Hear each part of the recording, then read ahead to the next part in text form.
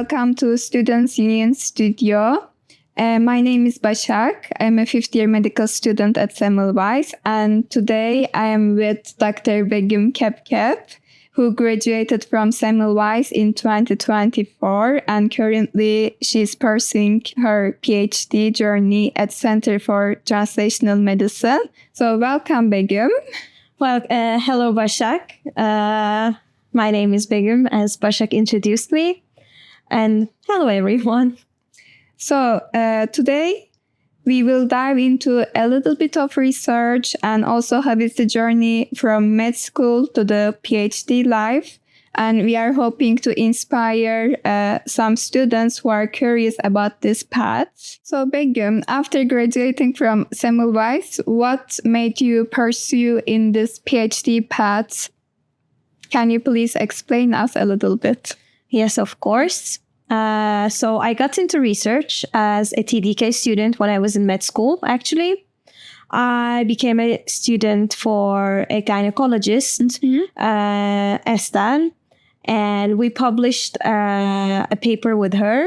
And I really enjoyed reading papers and analyzing them and getting data out of them. And since then, I was considering, this is interesting. Why not? And then I became a TDK student for a pediatrician. Okay. And I realized that I like reading scientific papers and I like being in the scientific world. I like analyzing data. I like learning new stuff about researches going on. So I became very interested in the research by doing TDK work. And then I became a PhD student myself. Okay, so it started with the TDK. Yes. And then it became more, you became more passionate about this. Yes. And then you decided to pursue in the PhD pathway. Okay. Begüm, I'm curious, what got you interested in this field in pediatry or gynecology? Was there a moment and you were like, okay, yes, my passion, my interest is in this specialty and I will pursue on this path. How did you decide it? Okay, so for the first TDK work for me, I actually was looking into TDK, what it is, how to get in it. And I asked Caner, actually, who was also doing PhD and who also had TDK students. And he offered me to go to a meeting of PhD students in which they present their progress to each other weekly. And then get an idea of what projects are going on and if I'm interested in any, to go to talk to the PhD student and ask about the TDK opportunity. So that's how the first TDK project escalated for me. And the second one, actually, they had my information at CTM because I was a TDK student for them previously for obstetrics and gynecology. And I received an email about PhD student needing help and needing TDK students. So, and it was about pediatrics. And I got interested and I told myself, okay, you did gyno and it was quite interesting. And why don't you try pediatrics as well? Okay. I wasn't really planning becoming a pediatrician, but I was still interested in the project. It was interesting. I told myself, let's try. And that's how I did my second TDK work. But at the end, I realized that I prefer obstetrics and gynecology way more than pediatrics or any other specialty, because when I did my final TDK with the pediatrician, I was almost in fifth year of medical school. So I've seen a lot of blocks and a lot of specialties and I learned about them. And after finishing my pediatrics TDK, I realized that obstetrics and gynecology was the field that I want to work in and I want to be in, I want to be present in. So yeah. So basically you started to get engaged with the research during your clinical years as a TDK student. Yeah. And with Caner's influence, I think as everyone, like I also started my TDK journey with influence from Dr. Caner. Greetings to Caner. Hello, Caner. Yeah, I hope Caner will be also our next guest after Begüm. And after Caner's influence, you started to help the PhD students and you found your passion and you said, okay, this is the way, this is my dream to go for it. And it's very inspiring, I think. And could you mention what are your topics for this PhD projects? Yes, of course. So as I already told, I'm doing my PhD in obstetrics and gynecology. And more specifically, my project, my PhD is about assisted reproduction. Mm-hmm. And I find it very interesting as a field. I think it's going to improve way more and more as the technology gets improved year by year, day by day, second by second even. And actually, the story which pushed me to assisted reproduction is also coming from my clinical years. Mm-hmm. I had the opportunity to go for an observationship in Istanbul in a clinic, and we saw a lot of infertility patients in that clinic. And infertility is a very hard situation for patients to be in. Mm-hmm. And it's very special to be able to help them with this hard diagnosis. Yeah. It's very happy. You have very happy moments when you reach success, when you have a healthy baby being born with the help of assisted reproduction. But there's also downsides of it. You're not successful all the time. And being unsuccessful is very, very sad for you, but even way more sad for the patients. So I want to have a research to decrease this burden, psychological and physical burden on patients who are going under assisted reproduction, to save them from this big burden. So that was my biggest motivation. And for now, my first project is ready, and hopefully we will submit it soon. Amazing. And we will work on our second project soon. So, Begüm, for assisted reproductive technology, you said you have the two topics. First one is almost completed, and the second one is on the process. Could you please mention about the titles of the topics? What are they in simple terms? Yes, of course. So my first project is about oocyte gene mutations and their effects on total fertilization failure during assisted reproduction. And the second one is about sperm gene mutations effects on total fertilization failure. So I believe it's quite interesting in a way that we take oocyte parts and the sperm parts and their effects on fertilization, and we analyze these two main components of fertilization. So yeah, the first one, let me give some insights more. Okay. So in our research, we found several oocyte gene mutations which were increasing the rates of total fertilization failure during assisted reproduction. And we gathered up articles from the present literature, and we created an analysis about how much do these oocyte gene mutations have an effect on total fertilization failure rates. So basically, this was my first project. And as I mentioned, the second one is about the sperms. It's still under process. We still have to go through our project with our statistician, because nobody should forget that this is a teamwork. So you're not working individually. You need your statistician, you need your methodology supervisor, you need your supervisor for your project. And yeah, the second project is still under discussion with my team, with my lovely team. And yeah, this is it for now. Okay, wonderful. Because in the CTM, it's mostly focused for the meta-analysis. What I understood, you had to go through lots of articles, lots of databases. My question is, how did you manage to narrow these down? Like, basically, you are screening all other articles about these topics, and then how do you eliminate them? What is the process? Yes. It's actually a long process. And let me start with what means systematic review and meta-analysis. Actually, it's self-explanatory in the name. You review and you analyze the literature.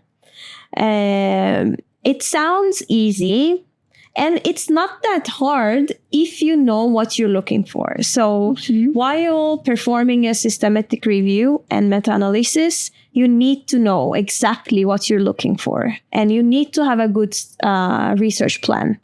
Because if you don't know what you're looking for yourself, like you don't know what you're looking for, it's very easy to get lost because you screen thousands of articles, and it's so easy to get lost within those articles if you're not sure about what you're looking for. So it's very important to set a study plan, not a study plan, but a research plan with your team, and have clear minds that, okay, we're looking for this in these patients, and we don't want these articles. If you are clear with what you want, it becomes easier, because after then you just have to sit down and read and take articles which are useful for you. And how we do this is we have several steps in this methodology of systematic review and meta-analysis. So you start with creating a search key. A search key is something that helps you to find the articles that might be useful for you on the databases. And while creating this search key, you have to be very careful, because you want to have all of the articles which have the potential to be useful for you. After creating your search key, you search articles in different databases, and it gives you a big pool of articles. Like, I'm talking about thousands. I started my own first project with 11,000 articles. Wow, that's a lot.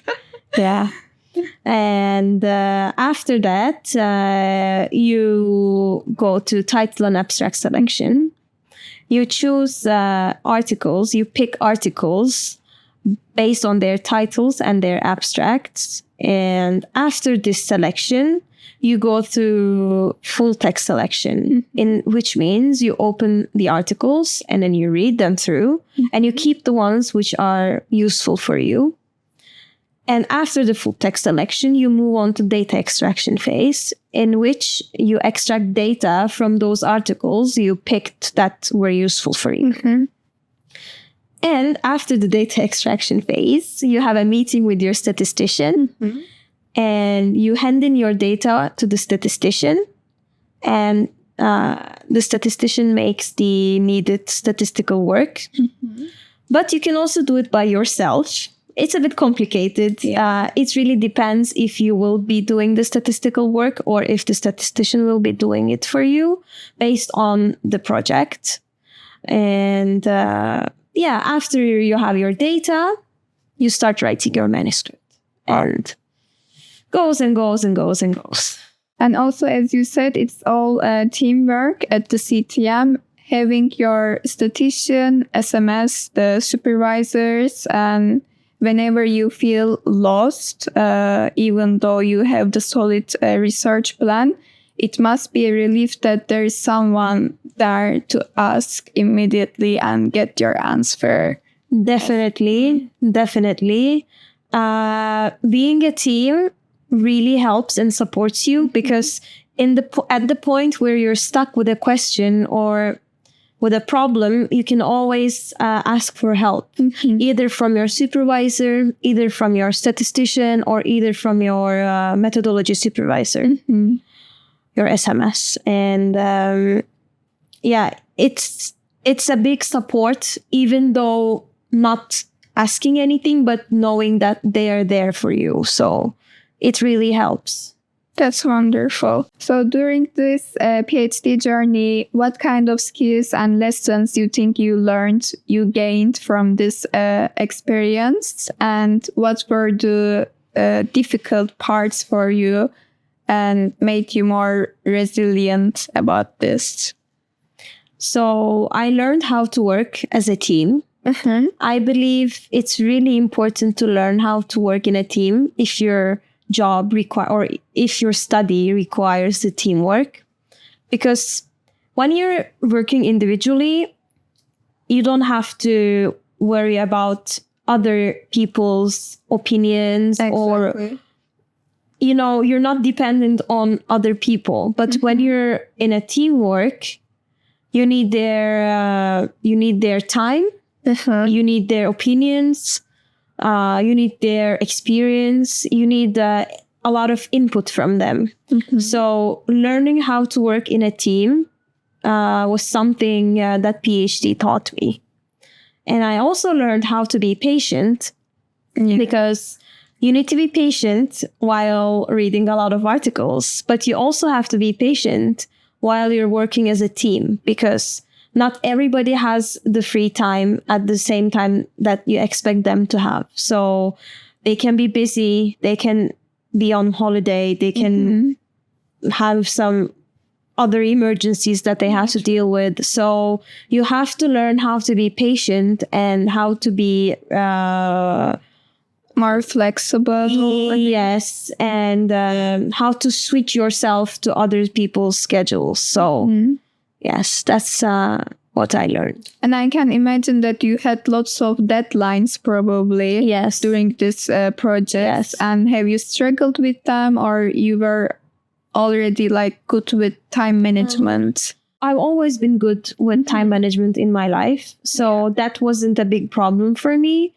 I, anyways, in my life was good with deadlines. So it wasn't very hard for me in my PhD life to gather things around for the deadlines.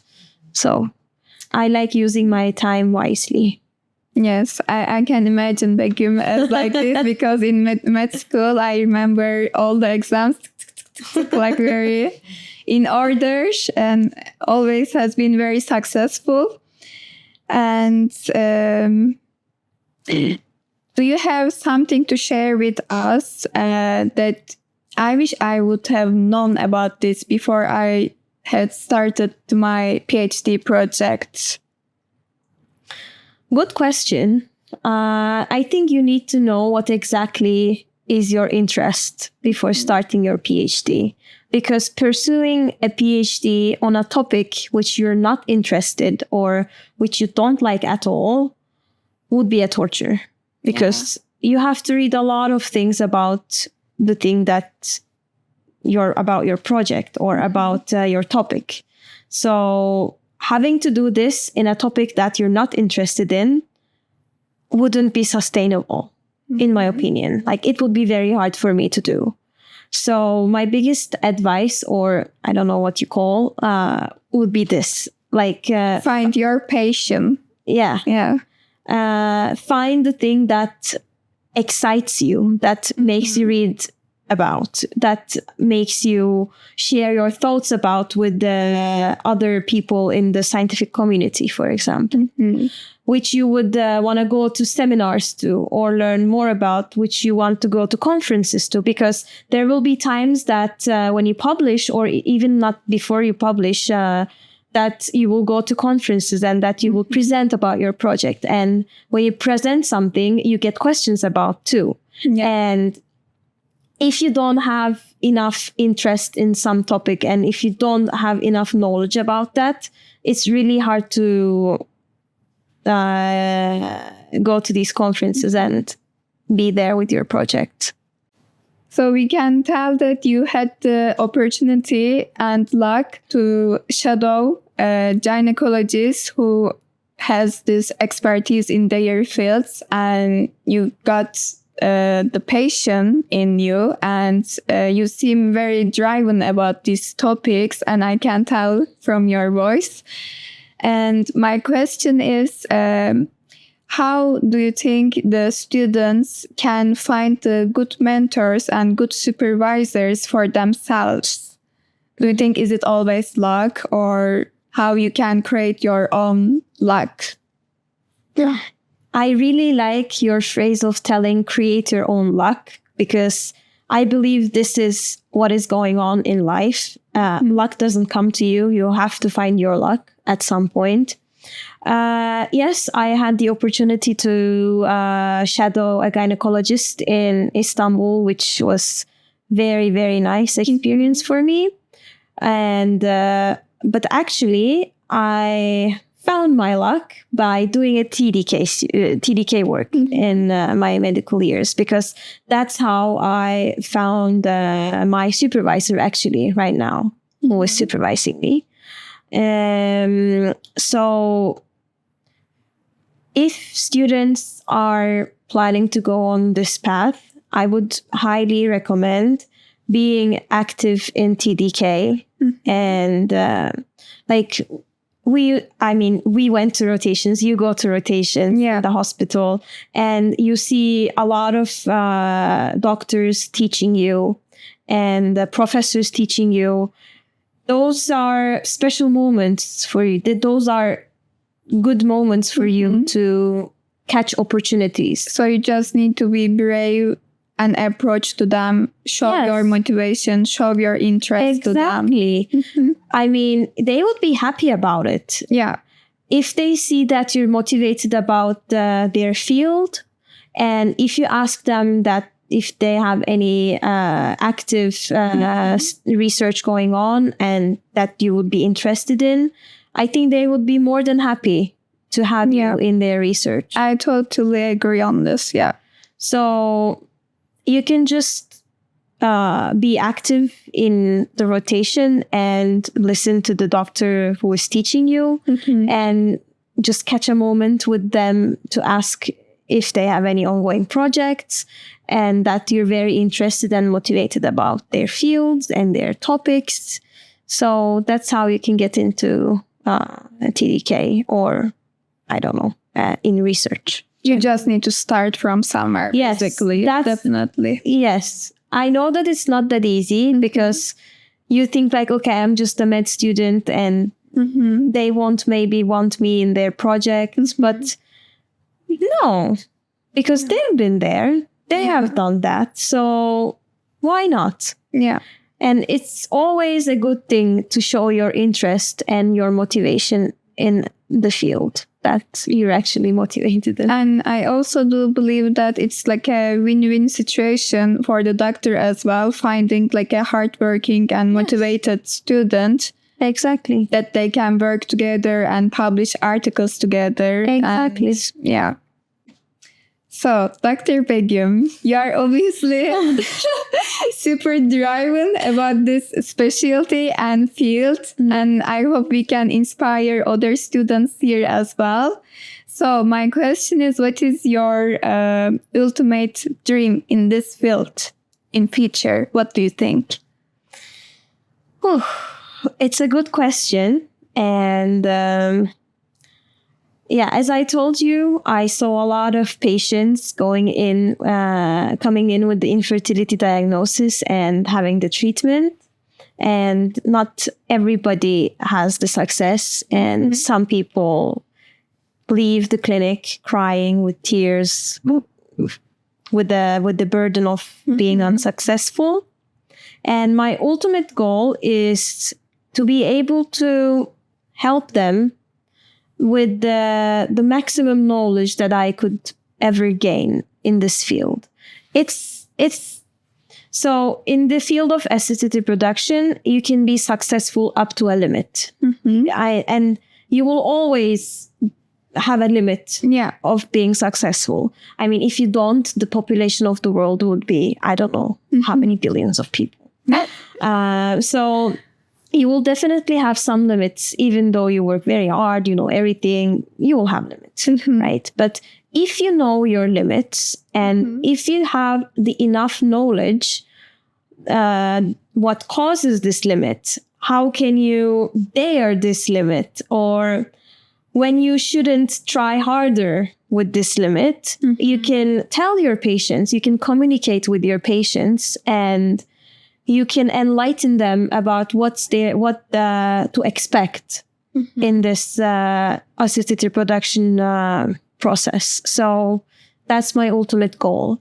Being able to have knowledge, like good quality knowledge that I'm able to communicate it with my patients and save them from both physical and psychological burden. So do you think you need to be more realistic with your patients in this case, or?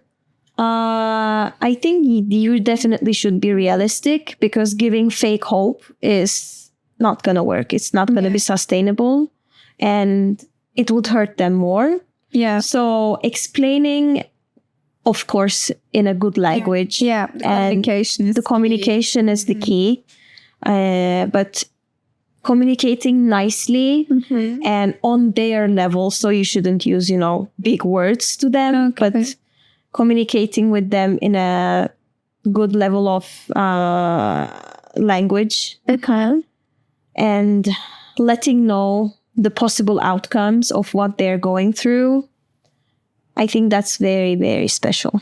Yeah, that's very important. I think so too. Yeah. Even though there's a risk of unsuccess, they should know about this. And be prepared. Yeah. It's not easy, because they're desperate usually coming to you with the diagnosis of infertility. Sure. But yeah, maybe, I believe that physicians who are working in this field should also get some good education about how to communicate with their patients, because it's a very, very sensitive field. So Begüm, is there anything else that you want to add before we close it? Maybe I can tell the future PhD students or medical students who want to get into research that start somewhere, be passionate, don't give up, because giving up is not a good choice. It leads to nowhere. So be passionate, be patient, and just do what you're passionate about. Go for it, guys. Yes. Thank you so much, Begüm. And I think so many Semmelweis students will be inspired by your story. And we are grateful for your insights regarding to PhD life and the scientific work that you are on it. Thank you so much for coming here today. Thank you so much for having me here today.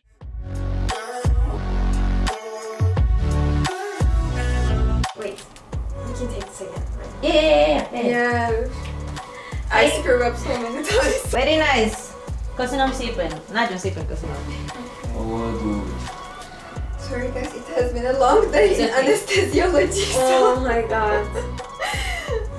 It's ours. Breathe. Okay. Relax.